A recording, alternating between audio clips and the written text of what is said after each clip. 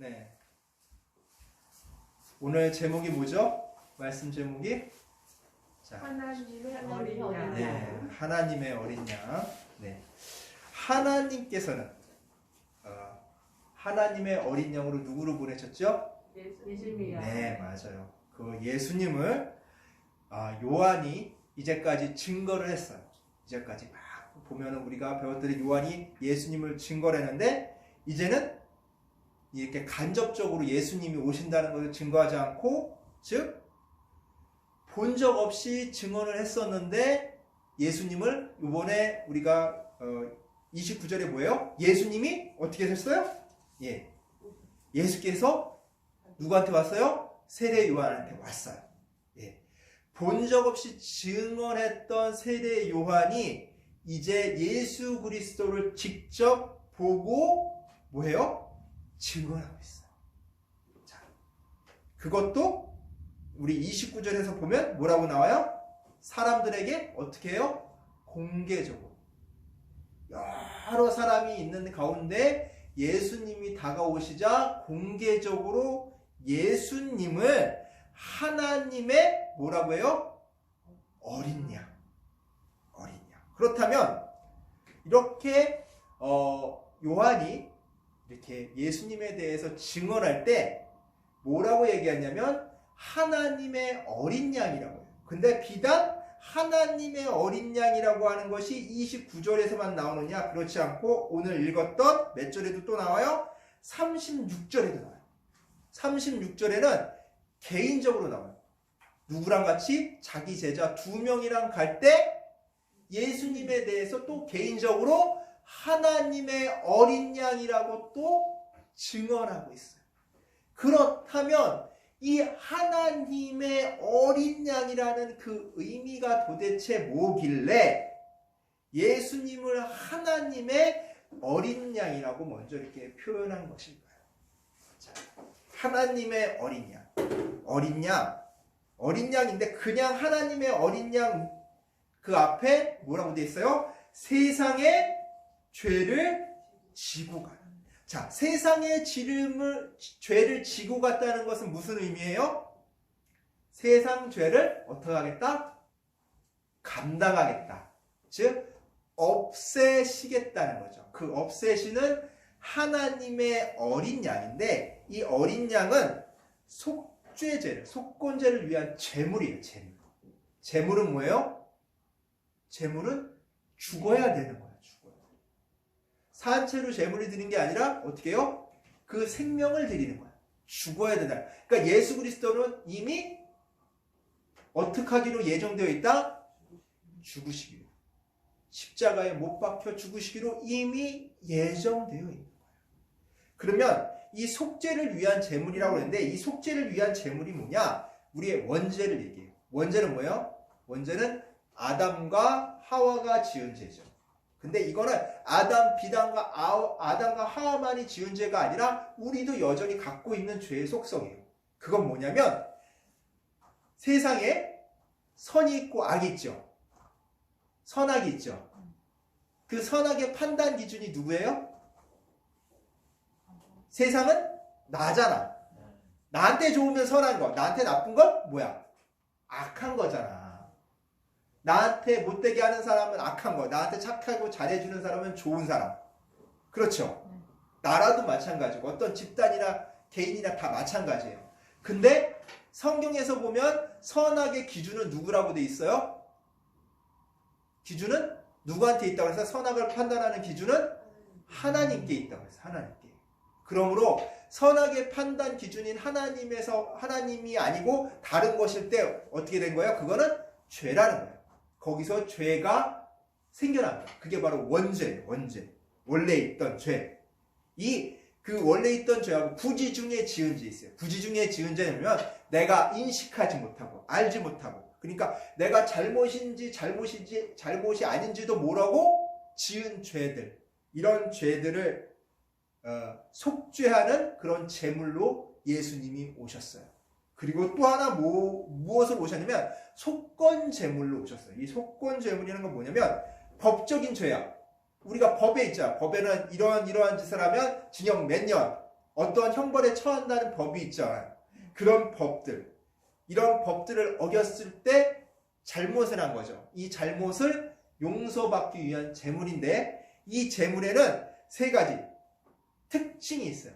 첫 번째가 뭐냐면 잘못을 먼저 인정을 해요. 내가 잘못했습니다. 그 잘못에 대해서 내가 잘못한 점이니까 인정을 할 줄 알고, 두 번째는 이 지은 죄에 대한 뭘 치러야 되냐면 대가를 치러야 돼요.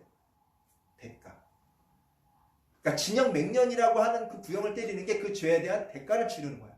그거를 어떻게 해야 돼요? 대가를 지불해야 되고 그 내가 잘못한 점을 인정할 줄 알아야 된다는 거야. 그리고 세 번째 뭐냐면 그럼으로 인해서 한 번에 해결된다는 거야. 어떤 죄를 짓고 우리가 재판을 받아서 그 형이 구형돼서 그 형을 살고 나면 그 사람에게 더 이상 그 죄가 남아있어요? 남아있지 않아요? 남아있지 않죠. 형을 치렀으니까. 그와 마찬가지로 한 번에 그냥 해결되는 거예요. 예수님께서 오셔서 우리의 그런 잘못들을 우리가 인정을 하고 그 죄의 대가를 치르겠다는 우리가 이런 속죄의 마음을 갖고 있다면 그 죄의 대가를 누가 대신 지불해줘요? 예수께서 지불을 하시는데 한 번에 다 해결해 주시겠다. 즉 예수 그리스도께서 우리 마음속에 남아있는 죄의식을 어떻게 돼요? 해결해 주시는 거예요. 우리가 어떤 잘못을 저질렀을 때 그거에 대한 죄의식이 있잖아요. 그 죄의식조차 예수 그리스도께서 짊어지고 해결해 주신다는 거예요. 그렇기 때문에 예수님은 누구다? 하나님의 어린 양이라고 언급을 한 거예요.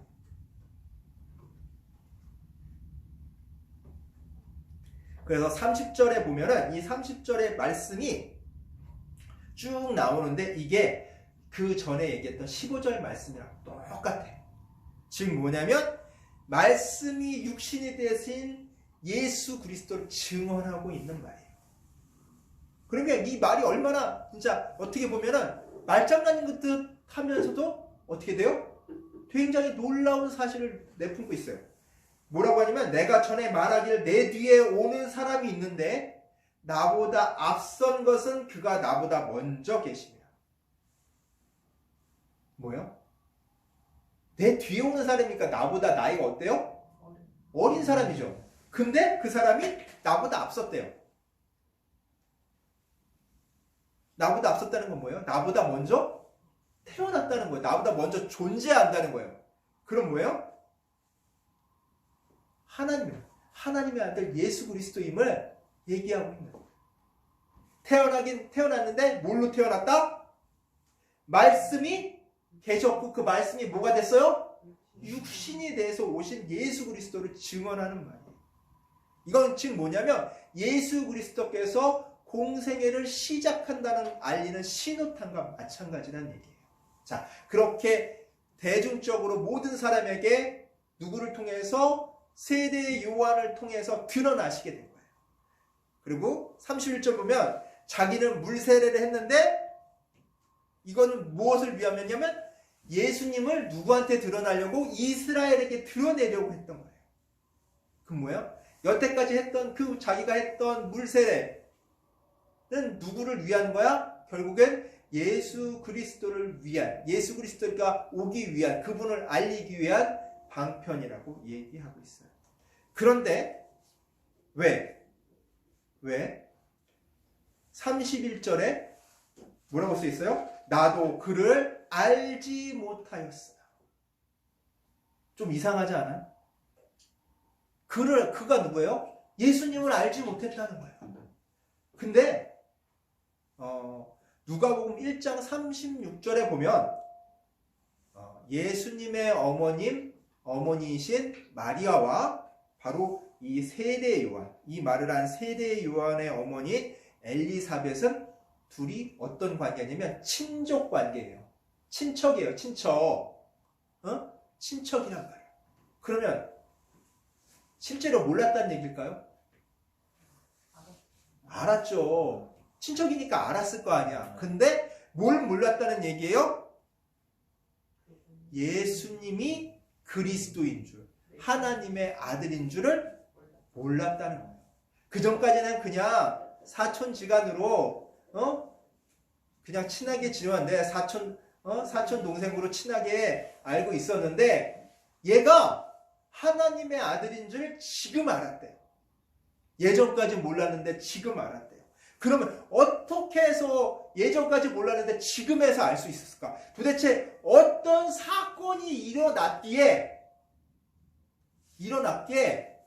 30년 동안 모르던 사실을 30년 동안 그렇게 친척으로서 교류를 하고 했던 그 동생인데 그 동생이 하나님의 아들인 것을 어떻게 알았냐? 어떤 사건이 도대체 벌어졌길래 이런 사실을 알게 되느냐가 나오고 있어요.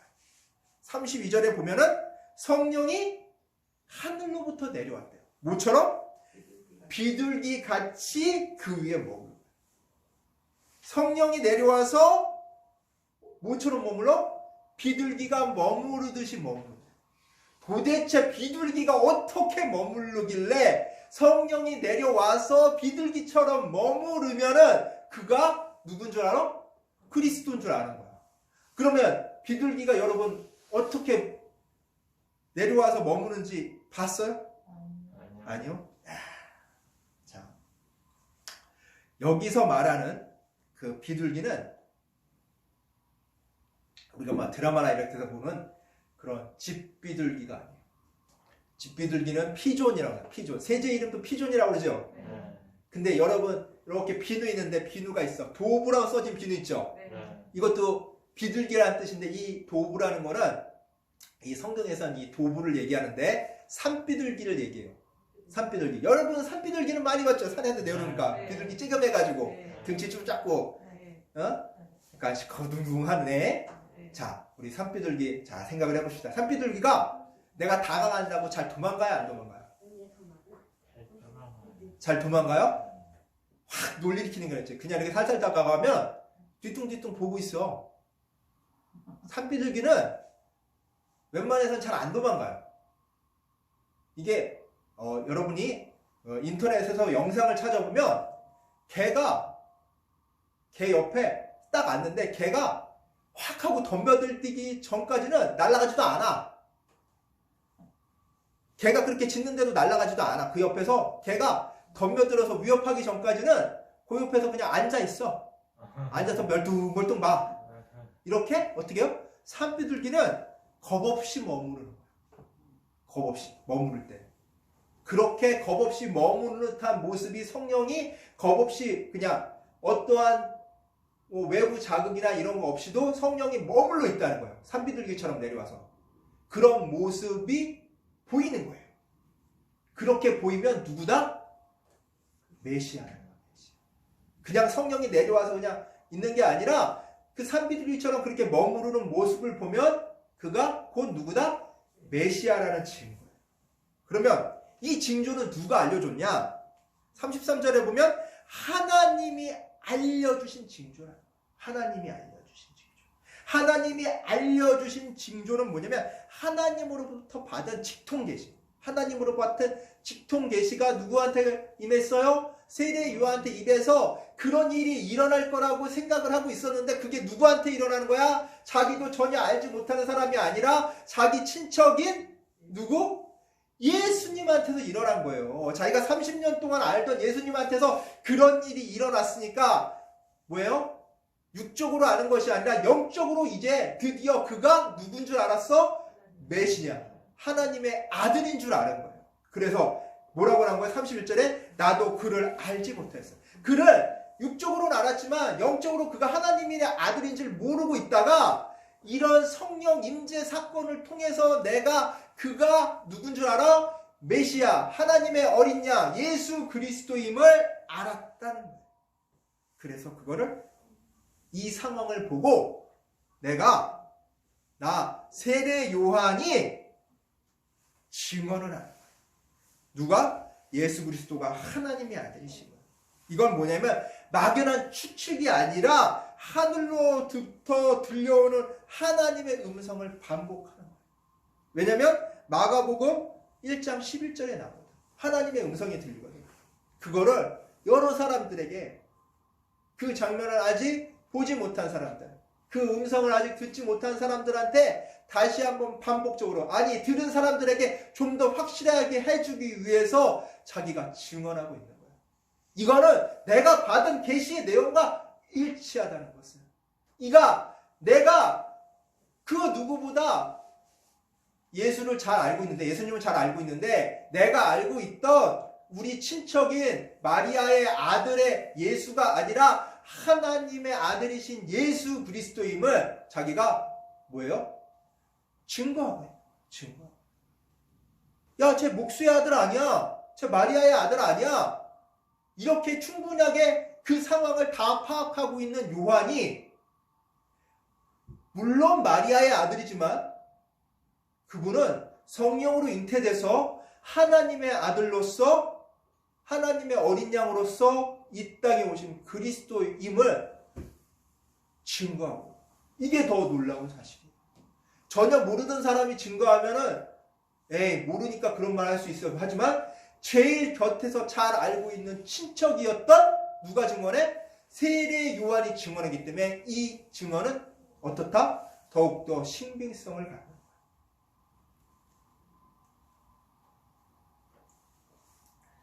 그래서 그 다음 이튿날이 되었어요. 이튿날이 되어서 누구랑 함께 있었냐면 두 제자랑 같이 가고 있다고요. 두 제자.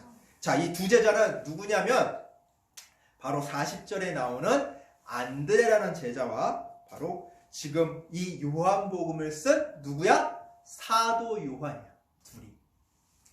왜? 그러면 안드레는 나왔는데 사도 요한이라는 얘기는 없는데요? 라고 얘기할 수 있어요. 그러면 뭐냐면 왜 사도 요한인 줄 아냐면 이거에 대한 서술을 했잖아요. 쭉 썼는데 이 요한복음은 특이하게 뭐라고 했었어요? 하나님의 아들이신 예수님에 대한 얘기가 쭉 나오죠. 이 내용들이 뭐하고 연관성이 있냐면 바로 요한의 설교랑도 연관성이 있습니다. 요한이 등장해서 설교하면서 쭉 얘기가 이어져 나오다가 예수님이 언제 등장해요? 요한이 설교하는 중에 사람들하고 모임을 갖는 중에 누가 등장해? 예수님이 첫 번째로 등장하는 거예요. 자기가 처음으로 예수님을 본 순간서부터 어떻게 해요? 써 내려간 거예요. 그래서 그 두 제자 중에 누가 요한임을 알 수 있어요? 안드레를 제외한 그 한 명이 바로 제자인 사도 요한임을 우리가 미루어 짐작해서 알 수가 있는 거예요. 자, 그리고 36절에 보면 직접적으로 증언하죠. 개인적으로 언급을 해요. 바로 하루 전 증언을 반복해요. 뭐라고 얘기해요? 보라, 하나님의 어린 양이로다. 그리고 37절을 보면 두 제자가 그 말을 듣고 예수님을 따라갔대요. 이건 뭐예요? 여러분 어떤 생각내요? 야, 하나님의 어린 양이라니까 나를 버리고 떠나가? 하나님의 어린 양이라니까 뒤도 안 보러보고 내 제자 두 명이서 따라갔네? 나 배신한 거 아니야? 세례 요한이 이렇게 생각했어요? 아니에요. 왜 똑같은 말을 다시 한번 언급을 했냐면 저분을 따라가라는 거예요. 자기가 데리고 있던 제자지만, 자기 수제자들이지만 누구를 따라가라고? 이제는 자기를 따라다니는 게 아니라 누구를 따라가라고요? 예수님을 따라가는 거예요. 하나님의 어린 양이다라고 얘기한 거는 뭐냐면 저분을 따라가라. 야! 더 강력하게 얘기하자면 야! 지금 뭐해? 안 가고 뭐해? 저분 따라가야지. 너희가 지금 나한테 있는 게 아니라 저분 따라가야지. 뭐해? 이거예요. 하나님의 어린 양 빨리 따라가라고. 그래서 이 두 제자들이 따라가요. 자, 이 따르는 그 스승 세례 요한의 그 스승의 말에 어떻게 했어요? 순종해서 따라간 거예요. 대신해서 따라간 게 아니라 세례 요한의 말씀에 순종해서 예수님을 따라간 거예요. 예수 그리스도께 자신의 제자들을 흔쾌히 인도한 게 누구예요? 세례 요한이라는 거예요. 자, 따라갔는데 38절에 보면 말이 좀 이상하죠? 예수님이 무엇을 구하느냐 했더니 얘네들이 뭐라고 그래요? 어디 계십니까? 이해가 가요? 무엇을 구하냐고 그러면 뭐 구한다는 얘기가 있을 거예요. 뭘 달라든지 뭐 하고 싶다든지 이런 얘기가 되는데 어디 계십니까? 이런 선문선답 같은 이상한 말을 한단 말이에요. 이건 뭐냐면 해석을 너무 직접적으로 해석을 해요. 이게 의미를 우리가 한번 한번 좀 차근차근 따져가 봅시다. 무엇을 구하느냐 이거면 너희가 뭐 원하느냐, 너희 뭐 원해, 뭐 찾아, 이렇게 물어보신 거예요. 그러면 얘네들이 뭐라고 얘기하면 이 두 명이 안드레아하고 요한이 뭐라고 그러면 어디 머물고 계십니까? 숙소가 어디세요? 라고 묻는 거예요. 이것도 잘 이해가 안 가죠. 아니 무엇을 원하냐, 뭐 찾느냐고 했더니 숙소가 어딘지, 선생님 숙소가 어딘지 찾고 있어요. 조금 의미가 마음에 안 닿았죠. 근데 자 보세요. 무엇을 원하느냐 이 뜻은 뭐냐면 너 왜 따라와? 너 왜 따라오니? 이렇게 물은 거예요. 그러니까 얘네들이 어떻게 되냐면 숙소를 물은 것은 뭐냐면 같이 동행하고 싶어서요. 즉 뭐냐면 제자가 되고 싶어요. 라고 얘기한 거예요. 그래서 예수님과 이 두 명이 그 뒤로부터 같이 살아요. 예수님을 따라다니면서 같이 살기 시작하는 거예요. 제자가 된 거예요. 의미를 알겠죠? 왜 따라오냐니까 제자 되고 싶어서요. 이 의미예요. 그래서 예수님께서 뭐라고 그러냐면 대답을 이렇게 하세요. 아, 그럼 제자 된다 안 된다 허락을 해줘야 될 거 아니에요? 와서 보라라고 얘기해요. 와서 보라. 자, 그럼 와서 보라면 숙소가 어디라고 얘기하니까 숙소 여긴데 내 숙소 와서 봐. 이 얘기일까요? 아니죠. 내 숙소를 와서 봐라는 얘기가 아니죠. 와서 보라는 얘기는, 오라는 얘기는 초대를 한 거예요. 내 개인적인 공간에 얘네들을 초대한 거예요. 즉 스승과 제자는 같이 먹고 같이 자는 게 스승과 제자예요. 똑같이 따라하는 게, 제자가 스승이 하는 일거수일투족을 그 옆에서 똑같이 보고 배우고 따라하는 게 제자예요. 그 스승과 제자가 됐으니까 자 이제 스승이로서 너를 제자들로 어떻게 한다? 받아주겠다는 거예요. 와서. 그거는 그 다음에 보라라는 것은 무슨 뜻이냐면 이 사람들이 어떤 목적을 가지고 왔어요? 뭐라고 하면서 보냈어요? 세례 요한이 하나님의 어린 양이라고 했죠. 자, 너희가 궁극적으로 추구하는 것을 뭐예요? 보게 될 거라는 거예요. 너희가 하나님의 어린 양이라는 말을 듣고 왔으니까 너희가 궁극적으로 추구하는 것을 나를 통해서 보게 될 것이라는 것을 얘기하고 있는 거예요. 그래서 보라라고 얘기하는 거예요. 그래서 10시 정도에 그 일이 있었다고 그러는데 그거는 이제 유대 시간으로 하면은 시간법으로 계산하면 뭐 그게 뭐 지금의 오후 4시 정도 되고, 아니면 그 당시에 이 사도 요한이 이방인 헬라인들을 위해서 썼다고 하면은 그냥 오전 10시인 거예요. 근데 이 시간이 오후 4시간, 오전 10시간 중요하지 않아. 중요한 건 뭐예요? 예수님께서 제자로 그들을 받아들여주고 너희들이 원하는 것을 보게 될 거라고 얘기하신 점. 그래서 안드레는 누구냐면 아까 전에 얘기했다시피 사도 요한과 첫 번째로 예수님의 제자가 된 사람이죠. 이 안드레가 누구를 전도하냐면 누구를 전도해요? 형이 시몬 베드로를 전도해요. 이렇게 예수님이 가서 네 형 전도해와 이렇게 된 게 아니라 뭐라고요? 자발적으로 전도한 첫 번째 사람이에요. 첫 번째로 자기 형을 전도해서 데리고 와요. 그리고 오늘 마지막 절인 42절에서는 예수님께서 뭐라고 하면 이 시몬에게 뭐라고 해요? 게바, 베드로, 즉 반석이라는 이름을 지어주세요. 야, 이제 너는 반석이야. 너는 장차 게바라 하리라 라고 얘기했어요. 우리 시몬이라는 이름에 우리가 생각해 볼 게 있어요. 시몬은 시므온이라는 뜻이에요. 시므온. 자, 시몬 혹시 누군지 기억나세요? 자, 창세기 보면 시므온은 누구 아들이에요? 누구 아들일까? 자, 12지파 중에 하나였어. 시므온 지파 있죠? 누굴까요? 누구 아들일까요? 그러면 12지파니까. 그렇죠. 야곱의 아들이에요. 야곱의 아들. 자, 야곱의 둘째 아들이에요. 근데 자, 동생인 디나가 희위족속 족장인 세겜한테 몹쓸 짓을 당했죠.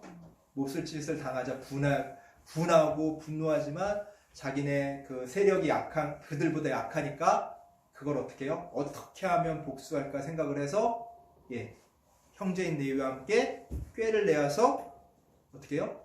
그 일족을 어떻게 해요? 몰살시키죠. 몰살시켜요. 그러면 그의 성정이 어떤 사람이에요? 불같죠. 과격하고 성미가 급한 사람이에요. 그리고 꾀가 많은 사람이에요. 근데 그렇게 과격하고 성미가 급한 시몬에게 뭐라고 이름을 붙여줘요? 넌 장차 뭐가 될 거라고 얘기해요? 개바. 반석은 주춧돌이에요. 주춧돌은 움직여요, 안 움직여요? 안 움직이죠. 언제나 늘 그 자리에 있어서 지탱해 주는 거잖아요. 듬직한 거잖아요. 성미가 급한 거랑 전혀 반대죠. 언제나 듬직하고 그 자리에 있는 그런 모습으로 예수님께서는 어때요? 변화된다. 변화를 약속하셨어요. 저도 어떻게 보면 이 시몬 베드로랑 비슷한 것 같아요. 성격이 좀 불같은 면이 있어요. 막 오르는 면이 있어요. 그러면서 그 갑자기 오르는 그런 것 때문에 본의 아니게 좀 화난 모습을 보여줄 때가 있어요. 근데 그것으로 인해서 주변 사람이 상처를 받기도 해요. 어떤 사람이 제일 상처를 받냐면 가까이 있는 사람이 상처를 받아요. 내가 이 시몬과 같은 모습을 갖고 있구나. 근데 이 시몬이 누구를 만나면서 변화가 된다고 했어요? 예수님을 만나면서 변화가 된다고 했어요. 예수님을 만나면서 예수님의 제자로서 그의 모습은 언제나 예수님이 십자가에 못 박히기 전의 모습도 어땠어요? 종의 귀를, 예수님을 붙잡으러 온 종의 귀를 단도로 내려쳐서 그 귀를 짤들 정도로 성미가 급했어요. 예수님과 같이 있는 시간에도 그의 모습은 여전히 성미가 급하고 과격했어요. 근데 그가 어떻게 변했어요? 성령을 통해서 변화되어 가죠. 그래서 정말 이 초대교회가 세워져 나가는데 든든한 역할을 하는 반석의 역할을 감당하는 모습을 우리는 성경을 통해 보았어요. 우리가 교회에 다닌다고 해서 갑작스럽게 내 안 좋았던 성품이나 그런 성미가 나아지질 않아요. 우리 인간은 누구나 좋은 점도 있고 안 좋은 점도 있어. 성격이 다 각기 틀려요. 좋은 성품도 있고 안 좋은 성품도 누구나 있단 말이에요. 그게 교회를 다닌다고 해서 고쳐지는 것이 아니라 어떻게 돼요? 성령님이 내 안에 오셔서 우리를 변화시켜줘요. 근데 내가 변화될지 안 변화될지 모르겠다. 내 교회 다니지만 그러나 걱정할 필요 없어요. 예수님께서는 아직 변화되지 않았지만 시몬의 이름을 뭐라고 고쳐줬어요? 베드로 반석이라고 고쳐줬어요. 성미 급한 시몬을 반석, 듬직한 사람으로 이름을 고쳐주면서 이거는 뭐냐면 이렇게 새로 이름을 지어주셨다는 것은 흠 많고 결 많은 그리고 너무나도 부족한 우리들에게 예수 그리스도를 따른다면 변화시켜 주시겠다는 약속이에요. 언약이에요. 변화의 언약이에요. 우리가 아직 변하지 않았지만 앞으로 변화시켜 주겠다는 너가 나를 믿고 있으면 그 때가 되면 내가 너를 변화시켜 주시겠다는 약속이에요. 즉 주님과 함께하는 삶이 성령을 통해서 완전한 인격의 변화가 이루어지게 된다는 거예요. 이 주님과 함께하는 삶이 우리가 어떻게 이루어지냐면 예수 그리스도를 통한 이 새 언약을 통해서 이루어진다. 성령 임재를 통해서 심령의 변화가 생겨서 하나님의 말씀을 순종할 수 있게끔 스스로 내가 자발적으로 하나님 말씀을 순종할 수 있게끔 된다는 거예요. 그렇다면 우리는 성령을 아직 받지 못하느냐? 아니요. 성령을 받았어요. 그러나 그 내 안에 있는 성령님이 마음껏 움직이실 수 있게끔 나는 어떻게 해야 돼요? 선택을 해야 되는 거예요. 선택. 즉, 내 안의 주인을 내가 되든가 아니면 하나님을 모시는가 그 선택을 하고 있는 거예요. 내가 하나님을 내 안의 주인으로 모신다고 하면서 어느 때는 이 일이 어떤 일이 자기가 마음에 들지 않는 일이 있을 때는 하나님 잠시만 옆에 비켜주시고요. 제가 잠시만 내 마음의 주인이 되어서 움직여 보겠습니다 하는 경우가 우리가 있어요, 없어요? 있어요. 그러면 왜 하나님 마음대로 다 하게끔 해주시지 왜 우리에게 하나님을 내 마음의 주인이 되는 자리에서 옆으로 비껴나시게 할 수 있어요? 이렇게 물을 수도 있어요. 근데 하나님께서는 우리에게 어떤 권리를 주셨어요? 자율성을 주신 거예요. 선택의 권한을 주신 거예요. 우리가 그것을 어떻게 사용하는 것은 우리의 자유예요. 그게 하나님이 주신 우리에게 주신 자유예요. 우리를 로봇으로 만드시지 않았어요. 명령한 것만 수행하는 그런 로봇들이 아니라 우리가 하나님이 명령하신 것을 우리가 받아들여서 수행할 수도 있고 안 수행할 수도 있어요. 그런 선택권까지 주셨어요. 근데 우리에게 이로운 것은 뭐예요? 하나님이 주신 대로 하나님이 명령하신 대로 행하는 것이 우리에게 뭐다? 이익이라는 거예요. 이익이니까 너희가 그 선택을 하라고 누구까지 보내셨어요?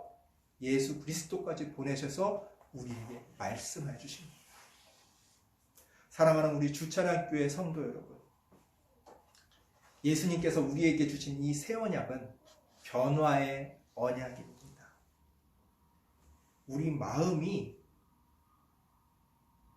예수 그리스도를 따라간다는 그 마음이 있다면, 우리가 예수님의 제자로서 살아가겠다는 그 마음이 있다면 예수님께 맡기면 돼요. 그 말씀에 맡기면 돼요. 물론 쉽지 않아요. 성경에 나오는 제자들도 예수님을 그렇게 따라다니면서 온전히 100% 예수님의 마음에 들게 행동하지 못했어요. 예수님이 십자가에 매달리실 때는 다 도망갔어요. 그게 제자들의 모습이에요. 그러나 우리가 그렇게 도망치고 회피한다고 해서 예수님께서 너 나 이렇게 버렸지? 하면서 우리를 버리지 않으세요. 우리가 예수님을 버렸어도 예수님은 우리를 버리거나 포기하지 않으세요. 그리고 다시 우리를 부르세요. 나에게 와라. 나에게 와라. 우리가 다시금 우리 마음의 주인이 내 자신이 되었을 때는 나를 내려놓고 예수님께로 오면 돼요.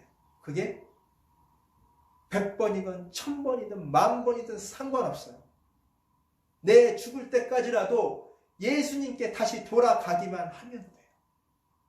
그러면 우리 주님께서는 무조건적으로 다 받아주세요. 아까 전에 예수님께서 그런 죄의식을 없앤다고 그랬죠. 내가 예수님을 떠나갔으면 부끄러워서 예수님께 못 다가가는 경우가 있어요. 그러나 예수님께서는 그것까지도 다 없애버리셨어요. 부끄러워할 필요 없어요. 너무나도 당연스러운 모습이에요.